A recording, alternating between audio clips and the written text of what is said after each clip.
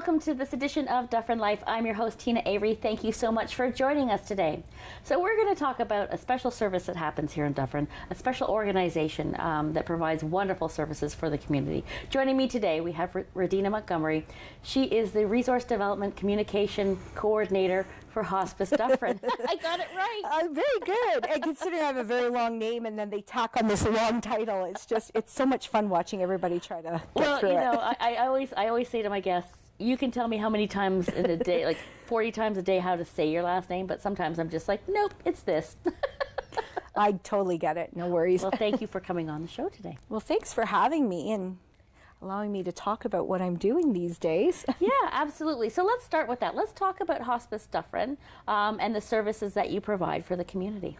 So the organization has been here since 1988. A lot of people don't realize that, and we provide community-based hospice and palliative care.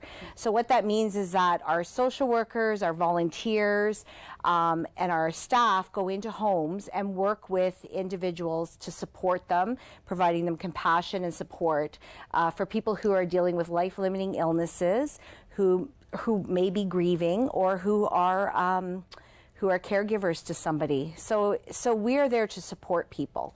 So we've been doing that for a while, and a lot of people don't realize what we actually do, and sometimes they confuse the difference between a hospice, a residential hospice, and a community care hospice, and both are excellent and both are needed. But that difference is that everything we do, 100% of everything we raise and everything we do stays in Dufferin County. Right. And I think for some people who may not even realize it, because maybe they're not at that stage in their life where they've ever come across somebody who's been palliative, but the palliative process can last a few weeks, it can last months, and for some people it can last even longer than that. And by palliative we mean that they have an illness that they're going to pass away. And I think that process, having gone through it myself, is you need support. And that's what brought me to this organization. I had some experience. I had my own personal experience after the loss of both my parents in hospital, where there was no support. And then I did work for another organization, which was a residential hospice. I worked for them for 3.5 years. And again, and I'm not a social worker, so all my work has always been in marketing and communications. But still, I mean, the opportunity to go in and see what they're doing. And then this job came up, and it just had my name attached to it because of that passion for, and the understanding, like you said, like people don't realize that people have good intentions. They set out to be caregivers, thinking that's the best route, but it's a very tiring, draining, it's very difficult. It is tremendously hard. I mean, we did that with my mom. We decided that my sister and I were going to move into my parents' house, and we were going to take care of my mom. And we were only able to do it for a few weeks because we were literally up almost 24 hours a day. We didn't know what to expect, and the doctor said, "This is not." The doctor that came to the house, right? This is not good for you. Wasn't good for my dad to watch everything that was happening. And it's so hard. Like I can't even explain how hard it is to do that. Yeah. No, and the interesting thing about what we do is, it was interesting. I was at a show recently and I was trying to explain what we do, but it's the moment you mention death, people tend to walk away. They don't want to talk about it, but I hate to tell people this, but death is inevitable. And what we do at hospice, I'm going to say that a large percentage of people are going to need our services because either they face a life-limiting illness or they know someone who has or will. They may grieve. We all grieve, whether it's for our pets or whether it's for our parents, our children, we all grieve. Or we may become, like a smaller percentage becomes caregivers. But at some point, you are touched by everything that we do. Yes. Absolutely, and the need for support. I think my mother was in hospice, like in a residential hospice, so we were there every day. And but just knowing, it took away from us being caregivers, and it allowed us to be family, to be daughters. Yes, and that's the one thing. Like I experienced that as well. With my parents, it was very difficult to be the daughter, because the demands were that of a PSW, and I'm not a trained PSW. And then the frustration kicks in because they're frustrated because they have this idea that this is what you can do. You're frustrated because you can't do that. And then that line gets crossed where I'm not the daughter anymore. And I just want to be the daughter because my parents aren't going to be here forever, and I want those good memories. So totally understandable. It happens a lot, and it's a big undertaking. And I think, you know, the whole point of what we do is you know, bringing awareness, and that's where this job came into play. I mean, they haven't had anybody in my position. The staff, the volunteers do a great job, but it's really bringing awareness to what we do.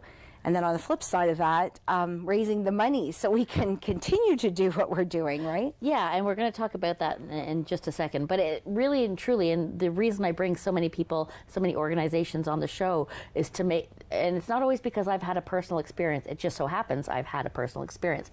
But it's to create that awareness because you know what? It's uncomfortable to talk about death.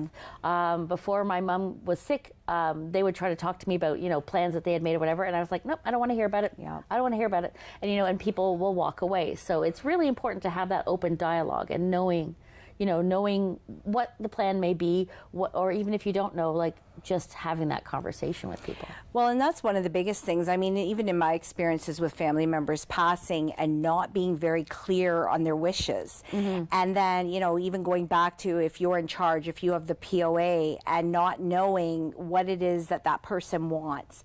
And so it's really important to have the conversations as much as people don't want to. Like I said, it's inevitable. We're all going to face something in our lives, and it's better to prepare people. And so in situations where that isn't maybe as clear, and sometimes, you know, illnesses come about suddenly, and sometimes, like you said about palliative, sometimes people take longer to go through the process, to go through the journey, whereas some people it's very quick and they don't have their affairs in order. And one of the things I do know, like our staff, our volunteers are very good at helping to navigate some of that. So if they find themselves in those situations where, oh no, I didn't do my POA, or I didn't, not that they can do it, but they can navigate the families and help them. And that's it too. It's a support for the families. Like, what do I do? Where do you start? You know, where do you start? And the fact that you have people that go into the homes, I think, is so important. I don't think people realize. Well, you know, one of the things that happened, you know, with COVID was, as we know, in the hospital settings and healthcare, people were not able to be with their dying relatives. And that was really hard. And if they were, maybe one person. So what do you do, especially if you have a very large family and they all want to say goodbye? How do you, you know, manage that? So what we did find was in 2021, I think it was like a 55% of people died at home. That was their wishes. Right. As compared to 2020, which was like 34%. So now I think there is this understanding towards dying at home that wasn't there before, that it's okay to die at home. And the reason is because you can be with your family members. There's no limit on, oh, you can only have one person, and which person is that going to be, right? Yeah. How do you make that choice, for sure? And one thing I want to, you can clarify if I'm correct in this, but you know, if you've had somebody pass and maybe they weren't palliative, maybe it was sudden, maybe, you know, all this, they can still reach out for support. Oh, especially for sure. for grief counseling. Oh, the grief counseling is a large part of what we do. Like, there's a lot of people that grieve in different levels. And the other thing we recognized too was the grief process was a lot stronger or harder in the last couple of years, because sometimes what would happen is they would grieve something that maybe had happened 10 years ago based on something that was happening now. So they weren't grieving, people weren't grieving or able to grieve properly, because when you think about it, we're used to funerals and memorials, and that's part of the grief process, right? Well, there weren't those opportunities, so people were really having a hard time grieving the loss and needing the support. So yes, it's everything. Like I said, there's like three pieces of what we do there. Yeah, and like I said, so if you are experiencing grief or emotions that you don't know what to do with or how to handle them, reaching out is step one, and you won't be sorry that you did. For sure. For sure, for sure. So let's talk about an event that you have upcoming. Tell us all about it. Well, it's kind of exciting because we have been not able to be in person for events for the last 2 years. So the hike for Hospice Dufferin. So the first week of May has always been designated as Hospice Palliative Care Month, or week, sorry. And hospices usually in Ontario, in Canada, usually hold their hikes at the beginning of the month. But we decided to hold ours in June. Okay. For a variety of reasons. I mean, you know, the 1st of May is never necessarily really great weather. And we did a butterfly release last year, and it was really successful. So we did this, people bought little butterflies, and they could release them in honor of somebody. They were live butterflies. So we decided instead of doing 2 events, we'd just make 1 event, so we moved it to June in order to accommodate both. So it's one of our largest fundraisers. We really, really need the community support on this one because it's our biggest one, and we're back in person, which is great. And it's a great day of bringing people together at Menorah Park. Okay. And there's, you know, you can do a 1 kilometer, a 2 kilometer, a 5 kilometer hike. You don't have to hike at all if you can't. That's okay. Menorah is beautiful if you've ever been through there, through the wooded areas. That's your 5 kilometer. And it's just a great day to remember and honor and reflect on those that we love and miss. So we're encouraging people to, you know, they can hike as an individual. They can create a team. I mean, I think it's a lot of fun when you put a team together because there's something about that, right? And the support. There, you know, you're allowed to laugh, you're allowed to have fun, and then you're allowed to have those moments where you need to have them as well. Yeah, absolutely. Fun fact, you may not have known this, the very first hike for hospice that was held at Menorah Park, I was part of the committee that helped organize that. Wow. Well, you know, can we convince you to come back and help? You never know. Need you. Well, that's awesome. That's great. Yeah. No, and I mean, and that's the thing, like I think we are trying to figure out how long it's been in the community, the actual hike. We're thinking it's like 12 to 14 years that we have been doing it. And it grows every year. We've had great, you know, support this year from, you know, again, in COVID, we weren't really sure. We've had some great sponsors and great support. And now the time has come to get people out there on the trails and hiking with us. Absolutely. So I'm encouraging all of you to take part in the event June 15th? June 12th. June 12th. It's a Sunday. I'm so sorry. That's June okay. 12th. It's a Sunday, which means I can possibly come out. Oh, that'd be great. But anyways, please participate. If you can't participate, you can always donate online. If you can't donate online, if you don't have the funds, go out and have a walk. If you can't do that, then spread the word. We can't stress enough how important it is to just kind of spread the word. If you see the posts on social media, go in and follow them. Share them. But yeah, I mean, that's, you know, are you looking for volunteers? Oh, for sure. And so anybody in our community, any of our high school students, if they're looking to get their hours, you know, more than welcome to come and join us, and volunteers who just want to, you know, help us out. If that's their contribution, we'll take them as well. So yes, we need volunteers. We need volunteers in our organization too. There's a process. It's a 30-hour course, but I'm taking it right now, and it's very informative. So volunteers are always appreciated. Well, there you go. You have all of the information, everything you need to know. Radina, I want to thank you so much for joining us today. Well, thanks, Teena, for having us. It's really important to be here, so we appreciate the platform. Thank you. No problem at all. Don't you go anywhere. We'll be right back. We're going to talk about a little creepy crawler that nobody wants to see in the spring or summer.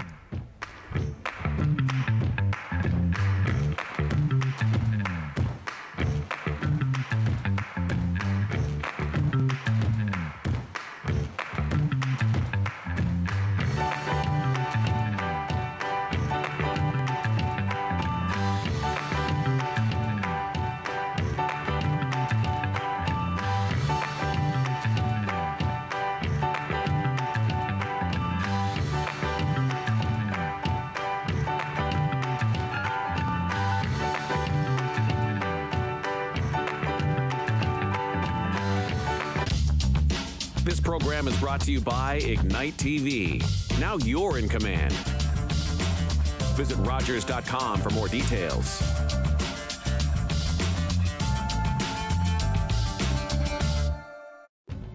Hey, do you like movies? You know I do. That's why I see all of them. And if you want to know which ones you should see too, check out the latest Cinema Scene reviews and interviews. They're hot, fresh, and delicious, and they're online at rogerstv.com/cinemascene, popcorn not included. This offer is available everywhere. tell your friends. Be the first on your block to click rogerstv.com/cinemascene. It's so nice, we have to mention it twice. I'm Marianne Kennedy. And I'm Dawn Rockall. And we can't wait for you to join us on some of our new adventures on Season 2 of Ghosts of Dufferin County and Beyond. Right here on Rogers TV.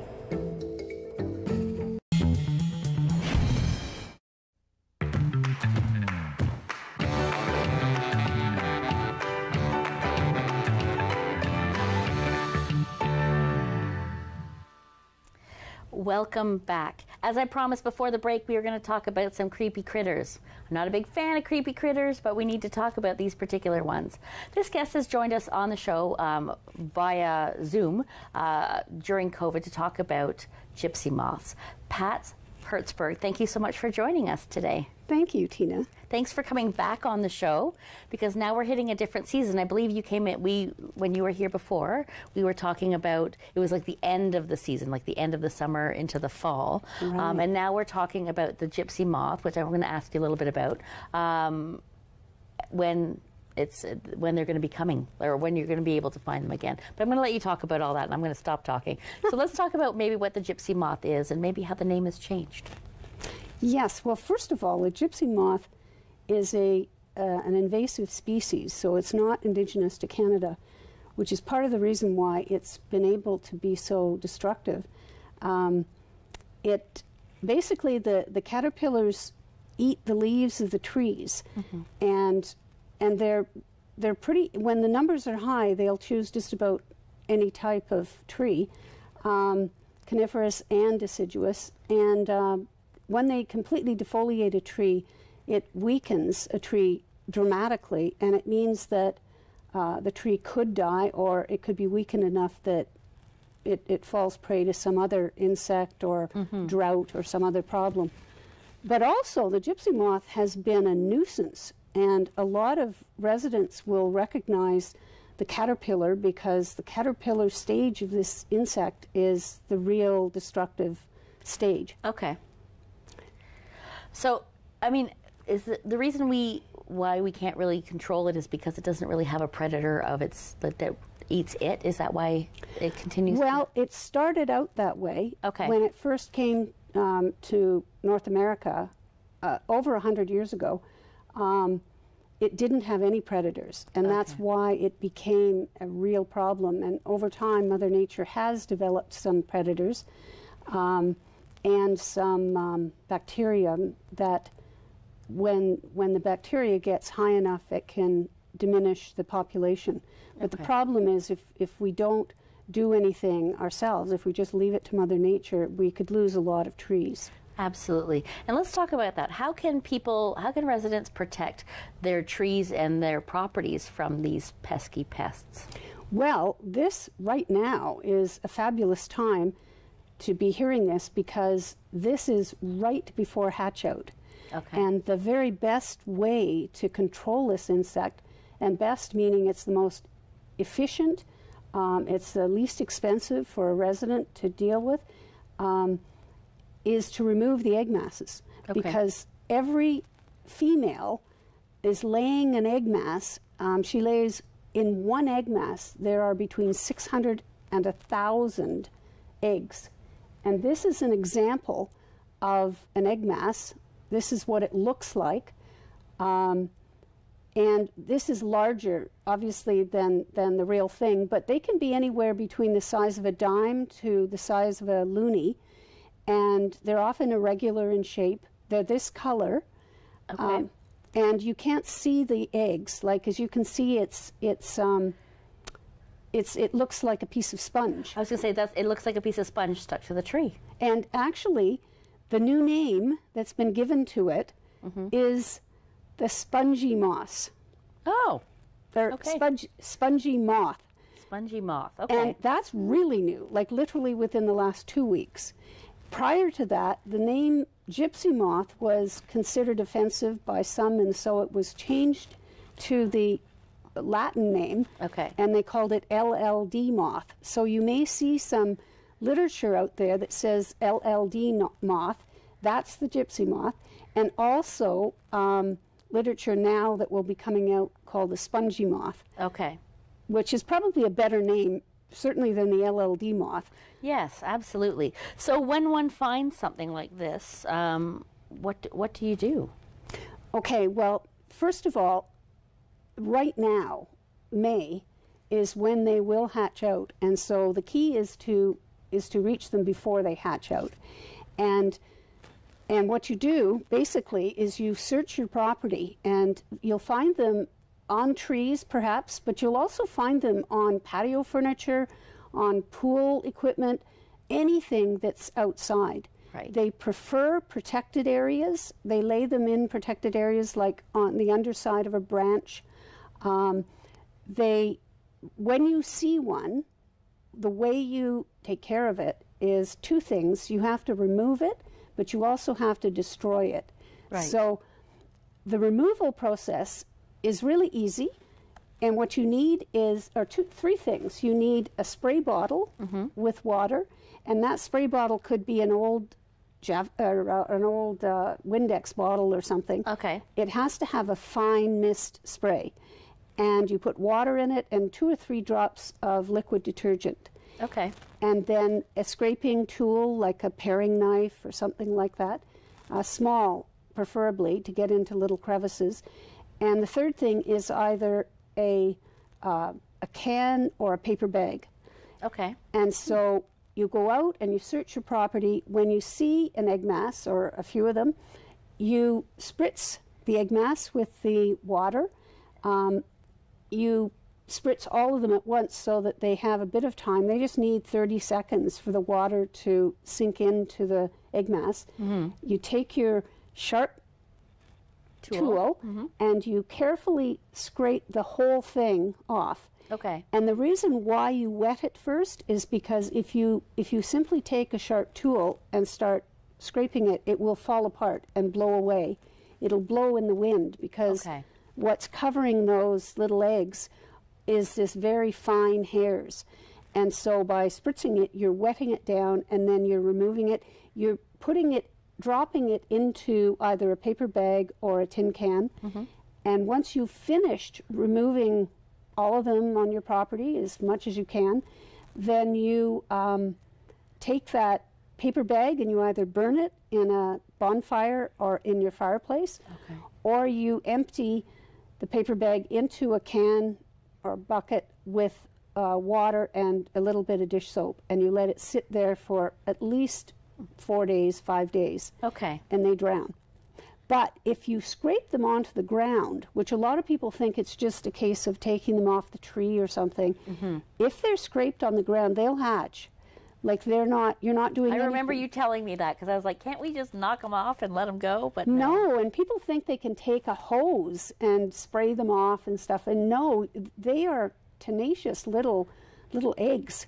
They're very hard. You can't squish them with your heel. Okay. They're so hard. They're like little bullets.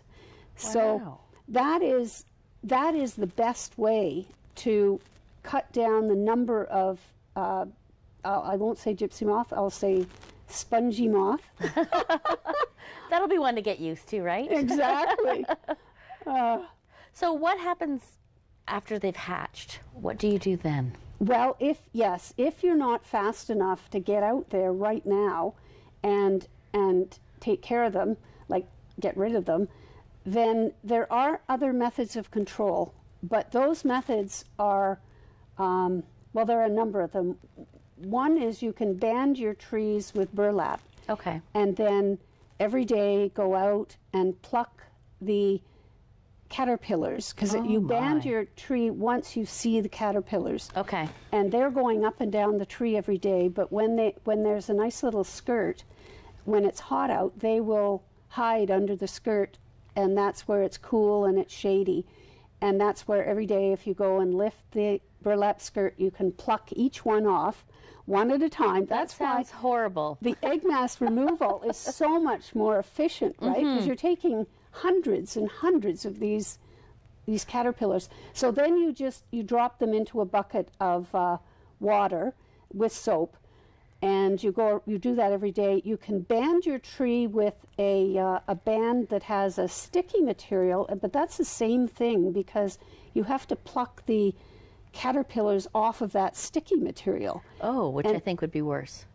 Oh, Yeah. I don't know. I don't know. They both sound not pretty fun. yucky. Yeah, pretty yucky's right. Now you can spray. You can. A lot of people have taken to aerial spraying if they have a large property. It's very expensive, but it's worth it to save your trees. And if you do want aerial spray, you really should get in touch with your neighbors, because if you have gypsy moth problems, they will too.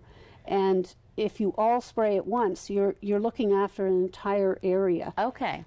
And there are pheromone traps that are sold.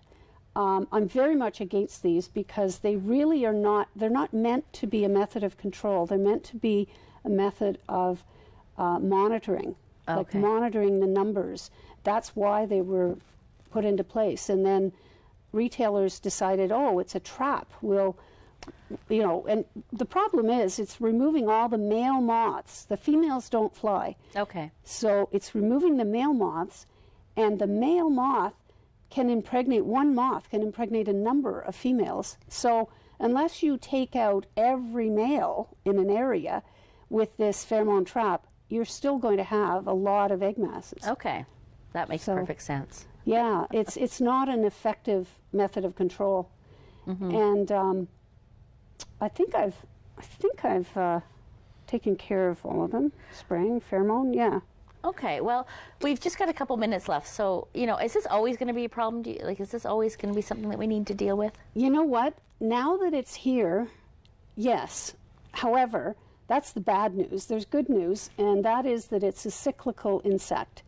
And that means, like most insects are cyclical, this insect will come for a period of time and be a major problem, and then it will die down. Okay. As I said earlier, there is bacteria in the soil that when that bacteria gets high enough, it's one of the natural methods of control.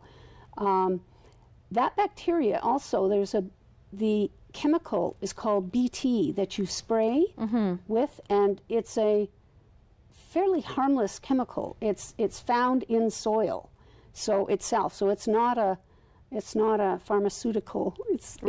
It's a natural chemical, and yeah. So we will have to deal with it. Each year we should be checking our properties for the egg masses, and in periods of non-activity, you won't find very many at all. You might find none. Right. And so it won't be a problem. And then we may go 7 to 10 years, and it's not a problem. And then suddenly we've got another 4 or 5 years. Yeah. Okay. So wonderful. Well, Pat, I want to thank you so much for joining us again today, coming on the show again to tell us about it, because now we're hitting it right when it starts. But thank you so much for coming out with all this great information. Oh, you're welcome. And good luck to all the residents who are tackling this pest.